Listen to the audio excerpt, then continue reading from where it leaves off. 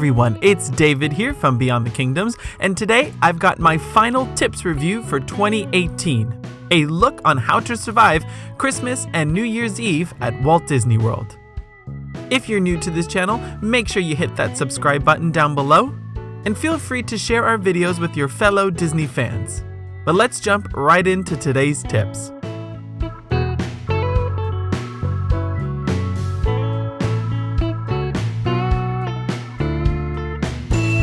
Okay, so I know using the word survive is a little bit dramatic, but there is no doubt that if you're traveling to Disney World during Christmas and New Year's, it will be absolutely packed. But I understand that a lot of people love to visit Disney World during the holidays. So today's tips will help ensure that you and your family have a great vacation, despite the big crowds. Okay, so first up, you gotta know that it's very likely that Magic Kingdom will reach capacity on at least a few days during this week. In 2017, Magic Kingdom only reached capacity on 2 occasions. On Christmas Day, somewhere between 11 a.m. and 1 p.m., the park reached what's called a Phase B closing.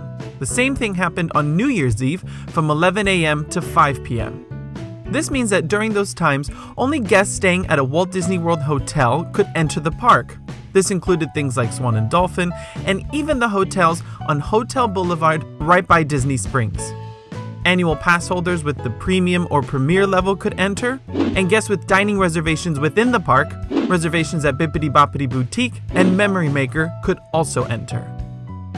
So, if you were staying off property, had no reservations or fast passes lined up for the day, you wouldn't have been allowed into the park. Magic Kingdom was the only park that had this last year. And back in 2016, only on New Year's Eve did Magic Kingdom hit this Phase B closing. So my tip is, if you're planning to go to Magic Kingdom, I would try to avoid Christmas Day and New Year's Eve if you can. I know that sounds like a bummer, but I have some other tips later that will make sure you have a good time.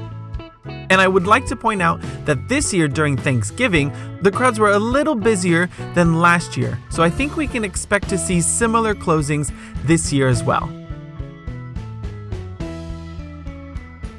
Tip number 2, plan extra time to travel between your hotel and the parks. With busier crowds, transportation can take a little bit longer than usual during this time.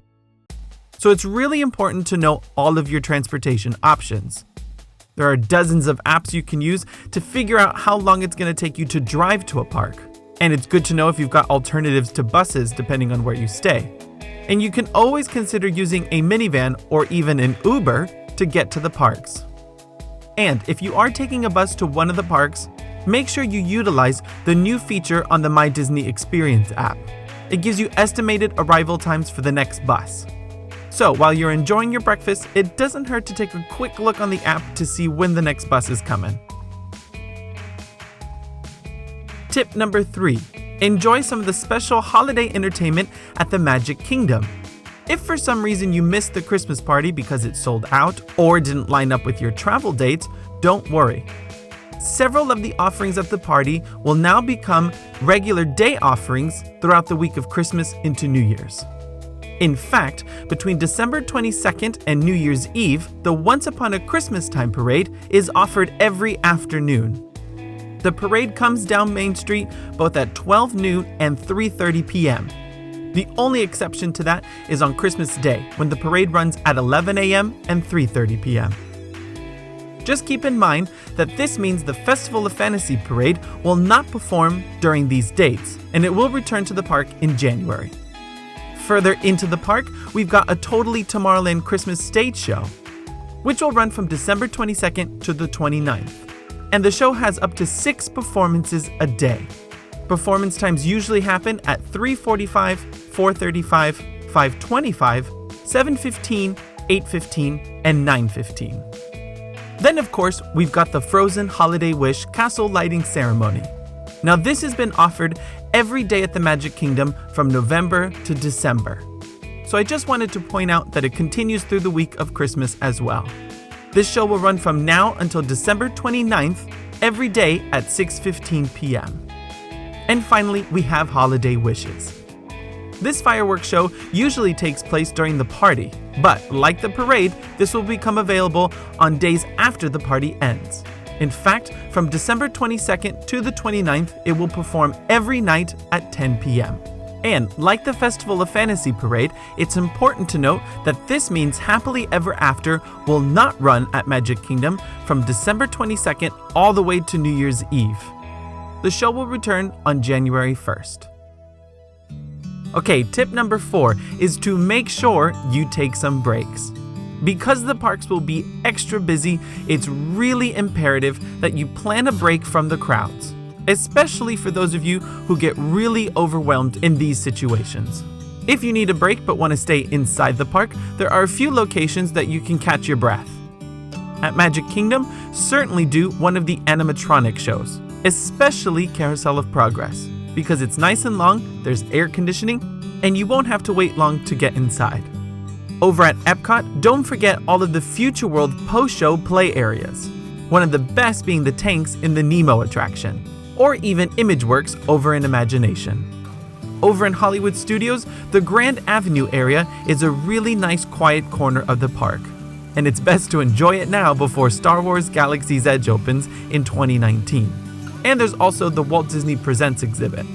Now over at Animal Kingdom, things get a little bit tricky. Normally I would say go on an animal trail, but some of those trails are a little bit tight and can get pretty busy. The only one that's a good escape from the crowds are the several trails in Discovery Island dotted around the Tree of Life. Or if things get really busy, you can always have a seat at the Rivers of Light Amphitheater during the day. Now if you really need a break and want to get out of the parks, consider tip number 5, which is to explore some of the resorts in the nearby areas. The best thing to do is to look at the gingerbread displays at some of the deluxe hotels. The Contemporary has a fantastic gingerbread display featuring Cinderella and her prince. And of course, you can't leave out the Grand Floridian, which has the best gingerbread display of them all. If you're over at Epcot or Hollywood Studios, Yacht and Beach Club have smaller displays, but are still really charming. The Yacht Club has a fantastic train set, and the Beach Club usually has a gingerbread carousel. And keep in mind that almost all of the hotels on Disney property will also offer some extra festive activities specifically for the kids to enjoy. So when you're checking in, make sure you check with the front desk to get a full activities calendar. Tip number 6. Consider a break from the parks and visit Disney Springs to do some shopping. But if you are planning to go to the shopping district, I would definitely avoid the weekend before Christmas. It's best to do this on a weekday in the early morning hours. When you first get to Disney Springs, make sure you pick up a Stitch Holiday Gift Hunt Guide. This is a fun little scavenger hunt that kids can participate in while shopping around the stores. It's not as great as the one at Epcot because the prize is simply a button, but the real good thing about this scavenger hunt is that the gift guide booklet will also tell you about several discounts that you can get at some of the stores. For example, if you show your gift hunt guide at the gift shop at Rainforest Cafe, you can get 15% off any non-sale items. You can get 10% off at the MAC Cosmetics store, or simply show the booklet at the Wolfgang Puck Express location and get 20% off your entire purchase. Just note that this is not the new Wolfgang Puck over on the west side. And if shopping's not a good enough reason to go to Disney Springs, take a look at tip number 7, which is of course to meet Santa Claus before Christmas Day. At Disney Springs, he is part of the Christmas Tree Trail, and you can find him in the Santa Claus Chalet.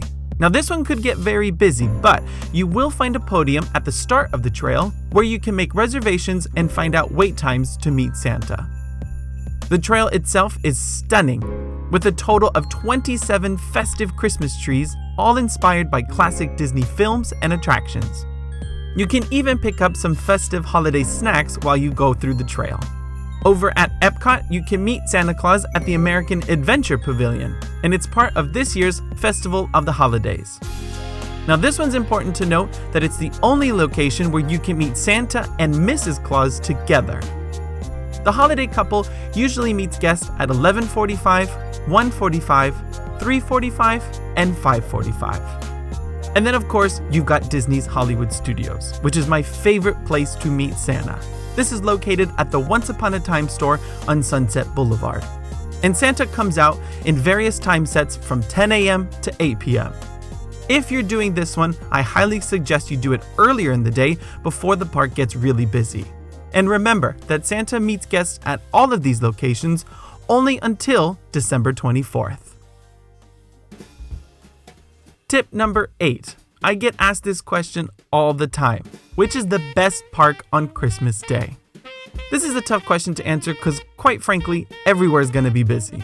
But I do think that Animal Kingdom could be a good choice. It's mainly because this park offers the least amount of extra holiday entertainment and characters. But don't be fooled into thinking that Pandora will somehow not be busy, because I am sure it will be. But even if it's a really busy day and you didn't get a fast pass for Flight of Passage, you may find that you have enough time to do everything in the park and either rope drop to do Pandora first, or head on over towards the end of the night and make Flight of Passage the last attraction of the day in the standby line. On Christmas Day, Animal Kingdom is open from 8 a.m. to 10 p.m. and there are no extra magic hours, which also makes it another good choice on December 25th. The second park I would suggest on Christmas Day is Disney's Hollywood Studios. Mainly because this is the smallest park of them all. So even if it's really crowded, I think you'll have enough time to do almost everything. But on top of that, outside of the Christmas party at Magic Kingdom, this is my favorite park to be in for the holidays. The decorations are fantastic. And there's plenty of nighttime entertainment that will be great to experience on Christmas Day. On December 25th, Hollywood Studios is open from 9 a.m. to 9 p.m. And like Animal Kingdom, there are no extra magic hours. Tip number 9. Consider going to the Magic Kingdom on December 30th instead of New Year's Eve. The Fantasy in the Sky New Year's Eve fireworks show takes place on both December 30th and the 31st. And since it's almost guaranteed that the park will hit capacity at some point in the day, I highly recommend visiting this park on the 30th. And this means that you can free up New Year's Eve for fireworks at another theme park, so you get 2 nights in a row of big fireworks displays. Epcot could be a good choice on the 31st, but again, it will be very crowded, and you'll want to get in early and plan to stay for the entire day. Which leads me to tip number 10. No matter which park you decide to go to on New Year's Eve, I highly recommend that you get there early and plan on staying for the entire day until midnight. If you're heading to Magic Kingdom, remember Fantasy in the Sky is both on the 30th and the 31st, and on both nights, the show performs twice at 6:30 p.m. and 11:50 p.m. And if the hub is too crowded for you, remember your alternatives to getting a good view of the fireworks. A lot of the walkways in Frontierland will give you a good view, and of course you've got the new Fantasyland Forest area. But my personal favorite is in Tomorrowland. If you position yourself on the north side of Astro Orbiter, in between Cosmic Rays and the Tomorrowland Speedway, you'll get a good view of fireworks. Okay, over at Epcot, we've also got some New Year's Eve fireworks, only on December 31st, and the show starts at 11:40 p.m. My best recommendation here is to get a dining reservation to enjoy the fireworks. But since it's a little bit late for that, again, remember your alternative viewing spots. If you're not dining with fireworks, stake out a spot early on either the island between France and the UK or near the gondolas in Italy. And over at Hollywood Studios, there are 2 fireworks shows on December 31st. First, there's Jingle Bell Jingle Bam, which will start at 9:30 p.m. And then, on the 31st only, Star Wars A Galactic Spectacular comes back to Hollywood Studios, and the show starts right at the stroke of midnight. So there you have it, my friends, my top tips to best enjoy the week of Christmas and New Year's at Walt Disney World. If you're brave enough to visit the crowds during this week, just remember to have some patience. It will be crowded, but if you're in the right mindset, you'll still have a good time. So with that, my friends, this is my final video for 2018. Thank you so much for watching all of the videos in the past few months and for supporting Beyond the Kingdoms. I hope everyone has a happy holiday and a great new year, and I'll see you on the flip side in 2019. And remember, if you can dream it, you can do it.